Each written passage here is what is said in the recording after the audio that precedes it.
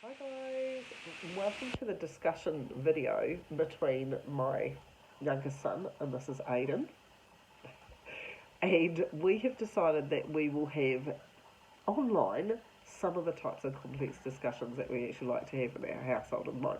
Bearing in mind that I have my own viewpoint because I work with spirit and I will quite often check in with them about what their ideas are, and it is all filtered through the Play Doh of my mind. And that's fine because that creates our own interpretation of what our life is and our own perspective and is funneled through the intelligence that we have, the words that we have, everything like that. My curiosity is always piqued by having discussions with younger people or people that have different viewpoints or people that have their own interpretation ways of how they deal with them, with their connections with the universe as well. So, welcome to one of these discussions. And the discussion point that we've chosen to have a discussion about is each of our viewpoints to do with why we would actually choose to incarnate into a human body this time around into this kind of incarnation that Aiden's chosen to come into and this incarnation that I've chosen to come into. So we're kind of just having a go at actually doing this type of video just to see where we actually go for it. So I'll start the ball rolling. Aiden, do you believe that you incarnate into a human form, that there's a higher soul part of yourself? To a degree. Care to explain? I don't feel that it's quite as expensive, I guess, as what you believe. I kind of feel that for me, the universe is just chaotic as hell because that's what it's designed to be. You're familiar with the scientific thing of entropy, right? Mm-hmm. Chaos within the system. For me, that is all that the universe is. It's just entropy. It's just chaos. And stuff happens for no particular point of reason or things like that. But even still, it's like that whole, energy cannot be created or destroyed, it just changes form, and that's where the whole like reincarnation stuff comes into play, where it's like, once a person passes, it's not just poof, because there's more to the human body than just flesh and bone, and then the rest of it is then used as the building blocks for the next incarnation. So what is it? So what's the substance? Is it just straight energy, chaotic energy? That's kind of a hard one. I guess it kind of depends on what way that you look at it. Because, I mean, So, everything either falls into something of matter or energy. That's not even my opinion. That's like just the whole science community's opinion. So, like, beyond the flesh and the stuff that you can touch, we're more than that because we've got thoughts, we've got emotions, we've got indescribable feelings that randomly pop up out of nowhere. And so it's like, it's that stuff that's, I mean, it's produced by a physical thing because of all the stuff that goes on in the brain, but it's still not, I don't think it can be quantified just as like an energy or a form of something. There's more focus to it. It's more of the concise part of the entropy that is the universe. okay, so would we quantify that as being the soul of a person? That entropy part of the universe is the soul? In human terms, which is more understandable to people? Yes, I would probably say yes. So, from my point of view, when I look at people, there's a very small, almost faceted aspect of the soul that's in the body, connected to a higher part of the soul, because the whole soul would not actually fit in the human body. It's too contained, and the limitations of the human brain means that you can't bring it in the divine understanding of the universe into entirety into the primitiveness of the human brain. So therefore it has to incarnate and by experiential lives to accumulate the data, if you like, because I don't think human brains could actually fit the understanding of the universe into a human body in any one experience. So therefore, we would have to incarnate in little soul aspects and soul aspect experiences. So, you know, and you said defined by, you know, the random chaos. Wouldn't that feed into that theory? Because if you randomly had an experience of going, I just want to have like a warrior life or a centurion life, then that's a random chaos experience? Or do you think it's more planned than that? No, I think it's less planned than that. Less planned? Less planned of like it's not like a choice of what. I know this is a contradiction to your beliefs, but it's not a choice of what you live. It's kind of just.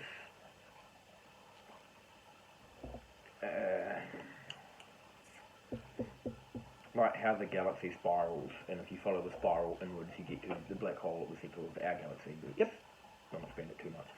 If you spiral into our galaxy, you get to the supermassive black hole at our centre that holds the entire galaxy in its confines, and then at some point, whenever that happens, everything explodes like the Big Bang and just releases all that stuff back out, and then once again gravity pulls it all together into another form. That's the same way that I view reincarnation as, where everyone goes through their life through that spiral, reaches their death, which is the black hole, and then after a while that all just explodes out again when it comes back around to the outside of that spiral.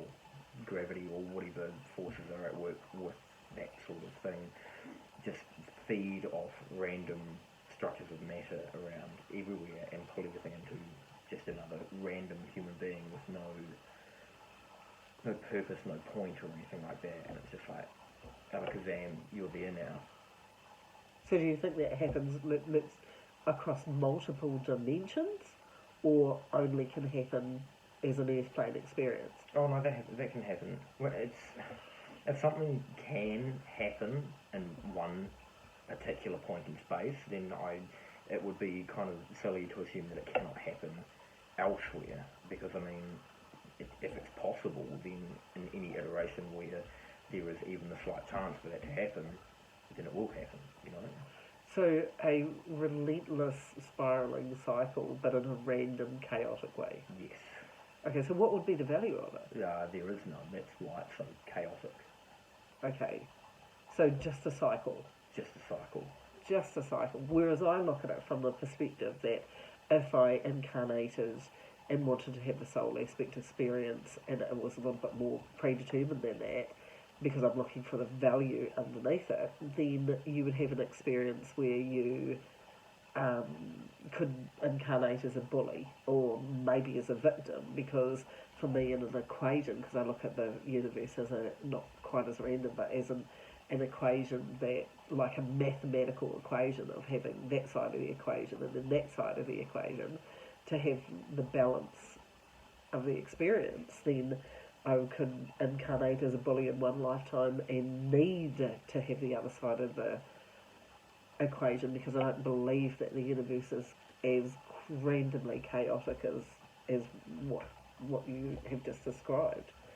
So I think probably my brain is always looking for what's the purpose, only because of this. A lot of the people that I actually see are constantly saying to me, what's my purpose in this lifetime? So that would tell me at a really deep, subliminal, maybe superconscious level, that they do understand there's something they're supposed to achieve in this lifetime.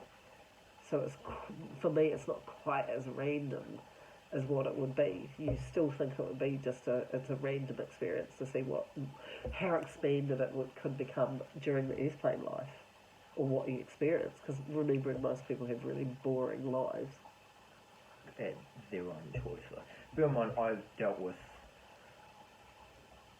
shall we call it, the prophet grandmother, and so I've got a very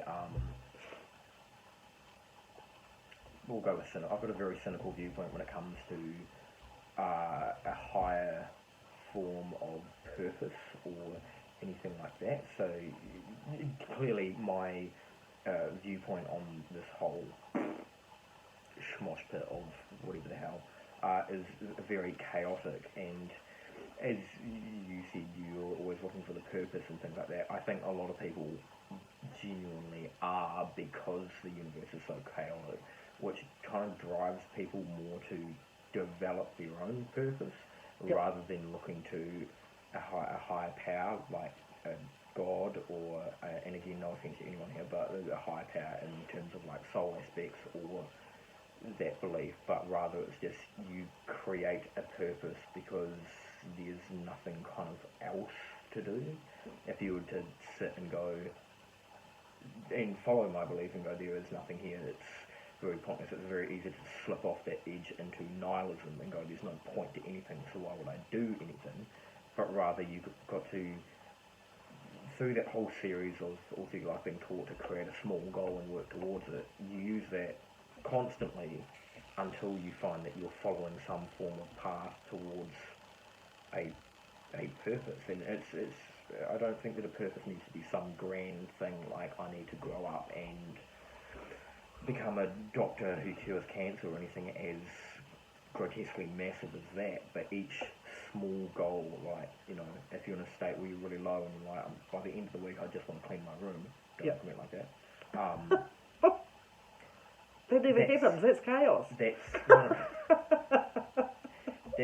like that's your purpose. By the end of the week you will clean your room, that's your purpose. Even if that seems tiny and minuscule and pointless, you still have a driving factor. And then once you've done that and you can look around and go, okay, is there something else that I want to do, or even just feel that you need to do, as soon as you set that as your goal, you're just building on your purpose. So how does that tie in with, like, if the, you know, it's like your black hole vortex and then it starts again, what's the value of it? Like, so that's where my brain goes to alternate value. So you can incarnate again and again to have the experience of tidying your room. Sure, again, when you look at it like that, yes. Bear in mind, I've had arguments with people who are set belief in the whole heaven and hell aspect. Yeah. And so the thing that I've developed in myself is we here, there is no heaven, there is no hell. This world, this realm, this universe is what we make of it. So, I mean, yes, you could say, you know, you live through your life making those small steps to get to the end and just to be smushed back together and go through cleaning your room again, but eventually at one point or another there is going to be something that you do that's going to have more of an effect on you or have bigger consequences and blah blah blah. And when you come back around full circle to that point again, if that happens, because remember it's chaotic, it's not like everything comes full circle, but rather everything spirals into a hole and then gets shot out somewhere over here and then spirals in a different way back around. So it's like every time you come back you have, like in your belief, no memory of the previous incarnation, you have no memory of that stuff in there, but you've also got none of the same experiences. So every choice you make will always differ from the last one, to the point where you might not find yourself in a low place again. You might not have to create those small steps to just tidy my room or just do that or just do that. And then you can start working on, because you're not bogged down as much in that low space, you can go, okay, by the end of my school year, I want to have joined this group or become part of this team, and you'll have bigger steps to take, because, again, you have the energy to take those steps. Because, again, if you're in a low place and you're like, where do I go from here, it's hard to create a big enough step to feel like that you're getting somewhere right then and there. Okay, so there's a lot of belief structure on the planet, you know, in terms of spiritual understanding, that these karmic loop cycles that we can get caught in. So when you're talking about incremental learning and incremental learning, where would that go? From my perspective, it's like, if I had the life of a bully, then that creates a loop cycle that's not so random, that spirals you back and says, okay, well, if that was part of the equation, because I look at everything like it's an equation, then the other part of the equation would have to be an experiential life that actually is the opposite, so that it can become the whole, so that it can collapse on itself and start a new entirety. And so a lot of spiritual structures on the planet says, that there's a karmic cycle that says until you complete all those equations, if you like, within the bigger equation, then it can't cancel down on itself. So a lot of people believe that they're stuck in this chaotic karmic loop cycle, which similar to what you're saying, that pings you back until you have enough experiences so it can supernova, like you're talking about, and take you up to the next level. So it's kind of interesting because I can hear where you're coming from, and I love the randomness of it because I think there's tremendous value in that. But then the part of me is always after the why. Why? What would be the purpose of that? I think the human part of me might go, doesn't that seem kind of pointless from a human perspective because I'm in a human body at this period of time? I don't have the wisdom of the cosmos to know with this brain, what that experience was actually entail. So I think part of me is always so does it have to entail something? I get where you're coming from with your whole, there's a learning process behind it, there's a point behind it, everything's working to expand and grow on like a giant, for lack of a better term, a giant encyclopedia of how this world, how this realm works. But my one's, what I believe is, might possibly be hard for you to grasp because there is no point to it, there is no purpose. Everything that happens doesn't happen for a reason, it just fucking happens. True, but if you didn't have a fundamental belief that there is a purpose while you're incarnate, and I'm particularly intrigued with this with you guys' generation, so where I'd see a lot of you young guys going, and young people going, I don't understand what the purpose is, then that's not holding them on the earth plane. That's not keeping them here because it's not creating, and I'm not talking about, crack the whip, put you under pressure, go to university, do this, do that, because that's somebody else's perspective about what you should be doing. But I do find a lot of young people that I'm working with, and I know you've been challenged with this, is if there isn't a purpose, then the pointlessness can become consuming. It does. Yeah. So where's the chaotic value in that? Again, you're looking for value. I'm always looking for value. Yeah, there is none. There is none. So why incarnate to have no value? My brain struggles with that. It's not. There is no choice with it. So, like, say, a planet. So is it a punishment? No, it's just a thing. Oh, okay. It's very confined. It's very. If you imagine a planet being sucked into a black hole, and then supernovaing out and all those pieces being caught, not all of them, but different pieces being caught in the gravity of some other star and coming cascading together and forming another planet. There is no choice in that planet becoming that new planet. It just happens. And it's not entirely there. That's why no one can, well, most people can't remember previous lives and such, because not every single portion of that planet that comes back to that one star and forms a whole new planet again. It can potentially happen, but it's not horrifically likely. So those pieces create this new thing with new choices and new possibilities, and the cycle begins again. But as you said, there is no point to that, and that becomes very consuming because it's up to you in your own. It's sort of like the leader of your own world, I guess. That falls into a different ideology, but that's fine. It's up to you to develop that driving factor, and if you fail to do so, although it will seem cruel in my belief structure, but then if people do get too stuck and they choose that way out, which is horrifically depressing and sad, but it's just going to feed onto a different life form with a different experience, with different things, not to their choice, but because they will be... Can you level up in that process? Absolutely, because you get stripped down to nothingness and then rebuilt again, or some of your pieces intact, maybe, and a lot of other pieces from different experiences and stuff all crumbled in together, a new person, a new space. Okay, so I believe that when you incarnate down here, you forget everything as you come through the veil, so you can be fully present in the experience that you actually in this time, to work with the brain of the human body, to work with the mind, the subconscious, the superconscious, the higher consciousness, the subconscious, all these experiences, to be fully present in them, you have to forget. But you've said if you cumulatively, and I kind of want to quantify that because some people actually do remember their past lives. They do remember it, because a lot of people say to me, I remember this, but I don't know why I would have had that experience. So I kind of get the pointlessness part of it, of that questioning why they had to have that experience. But I normally find in this lifetime they're actually having a parallel experience from that part of the equation to this part of the equation. So there still is a point to me of them having that equation.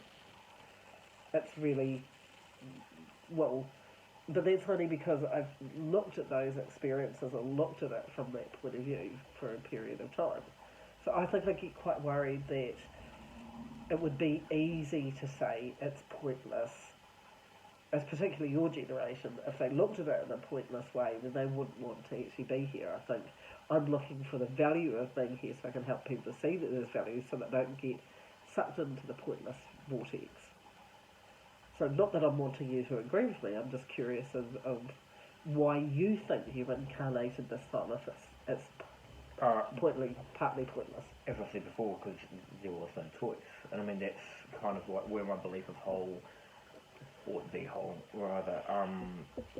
like signs and astrology, I'm trying very hard not to say shit, comes into play. Because you can look at, say, a Gemini and say, this person's very clearly got two distinct, different... Well, it's the sign of the twins, yeah. Sign of the twins, yeah. With that whole, end of the spiral, new spiral thing, when new stuff comes clumping together with you in it, then it's not necessary to say that with each new piece is going to take on a new aspect of what makes up a person, their mind, their feelings, their yada yada yada. But some things can not clash but conjoin and become two leading pieces from two different organisms of one part of this organism. So like for Geminis, they would have one part of their previous life there, because of course that's their next incarnation, and then another portion of some distant random fucking thing that's also gone through that same spiral and loop that has been smorgasbord together and is conjoined with that other piece of you to form two different parts that led, say, the intellect of both previous brains now working together to create a brand new brain and a brand new way of thinking, a way of dealing, and a way of picking hair off your nose. Like, falling apart. Yep, yeah, but there must be a purpose to it, having that experience. You're really reaching for No, I'm not. See, because Geminis, for me, they represent duality, so they're light twin of themselves, a dark twin of themselves, and they get to experientially have that through coming in under that aspect or under that. So their brains never shut off and they're in constant duality, whereas other star signs don't have that twin duality within them, and they literally have to bumble, if you like, through their life having that part of the equation and then experience that part of the equation. So I kind of think that the emotional intelligence of coming in under certain aspects adds to the flavour, if you like, of the human experience, which adds more point to the human experience. So there's more value, or there's more understanding, or there's more challenge, if you like, at a soul level, to come in with these conflicting or different understandings. So yeah, you're right. I probably can never ever get away from me. There's it's a purposeful experiential existence down here on the earth plane, not a random experience. But I like the concept of the random experience because of this. If it's a random experience, then as you said, it could be a wider experiential experience because there's no rules and conditions. It's chaotic. Well, it's chaotic. It could be randomly by each chaotic experience. Are you randomly led by your own chaotic experiences, Absolutely. Absolutely. So do you think your generation gets that? Or they're stuck in pointlessness. Maybe they could well be stuck in a point. For me, as I said before, it's very easy to slip into that nihilistic point of view. True. What I failed to mention was that I am half nihilistic in that point of view. Is that the good one or the bad one? I honestly could it's both. Why not? But it's a lot of things I look around and look at and go, that's pointless. Like doing this particular action, that's pointless. Doing or experiencing this would be pointless. That person over there is pointless. But it's over there. It's sort of to counteract that, you, as I said before, you provide your own purpose. Even if that purpose is just, as I said, cleaning my room. But then, again, that's for someone who's in that rut, in that place where they don't have enough energy to, for the most part, even sometimes get out of bed in the morning. But for the other people, let's classify these guys and talk about these fellas next. For people who aren't in that rut, it's far easier to go, oh, I want to do that. There's your purpose. Until you've completed it, there's your purpose. Want to buy a car? Okay. Do you have enough money? No. Do you have a driver's license? No. Just build these steps, keeping that as your purpose until eventually you figure out everything you need to do to go through with that whole thing. You get your license, you get enough money, you get your car, and you go, sweet, what now? What else do you want? And you keep building on that to develop a reason to keep going. Well, yeah, for me, that's the equation side of things. If that experience plus that experience gives you that experience and build that experience and that experience. So it's kind of like, for me, that's the whole point, is in the minute experience, like, Aidan, I want to taste your Raro drink that you've got there. Oh, look, it's an experience. Thanks. God, that's disgusting. And in the experience, then I've kind of grabbed that, but then I'm looking for the next bit of the equation, the next bit of the equation, the next bit. To me, that's the whole point of the human experience, is to just go, keep adding those things. To me, that's very easy, though. Yeah, but is it? Again, it's back to that whole higher belief thing where, hey, let's just follow what this thing's telling you to do and go with it. And I know it's probably not particularly easy for most people to try and develop their own purpose to do something, but that's you find something you want involved in, and that's why these fall into nihilism. I want to hit that person. Rock you, you know? I know, but isn't your higher self going, or the soul aspect that I'm talking about, go, I would like to have that experience. What would it feel like? And then there's a cause, an effect, and an action, and a chaotic action, and a randomness. And what is the saying? If a bear farts in the wood 20 kilometres away, would you smell it in Boston? I don't know. One of those things. Where do you pull this shit from, man? So at the end of the day, I still think underneath that there's an experiential value. So even if you come to the airplane and you just lay in bed, your body's still going to do things. It's going to burp, it's going to fart, it's still going to have an experiential basic level. Like as you said, it isn't important, but there's no pointlessness in that. The value that's in that experience, no matter what it is still there. I still think that's why we incarnate. We incarnate again and again because there's tremendous value. Farting and burping while I'm Well, in bed. yeah, it's a human body. It's fairly disgusting. It does things like that. Well, amazing machine, but it still does stuff like that. So that's a very similar viewpoint to mine, just without the whole amazing machine thing. Exactly. It's like a reaction to eating or drinking or... So can I ask you a question? You just did. But yeah, awesome. How often does your brain drift away to having a look at the black hole scenario equation about life? Because if your brain actually goes there, then it has a massive curiosity about... Not often.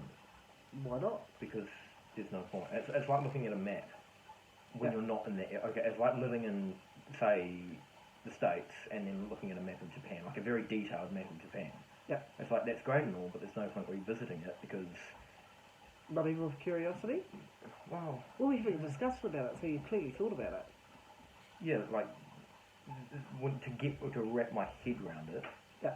I use that as a basis until I got my head around it, and then after visiting it a few times after I'd wrapped my head around the concept, I was like, there's no point coming back here and revisiting this because